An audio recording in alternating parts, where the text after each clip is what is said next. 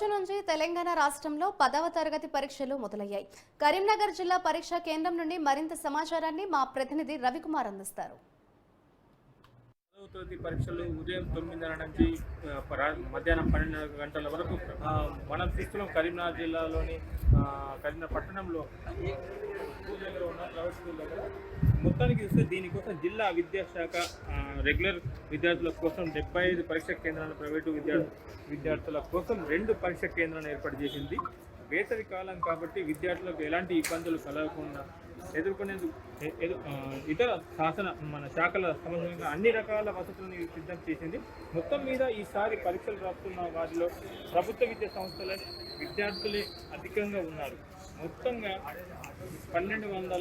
529 మంది రెగ్యులర్ విద్యార్థులు ఉండగా 6378 మంది ప్రభుత్వ పరిధిలో ఉన్న అన్ని రకాల పరీక్షలు.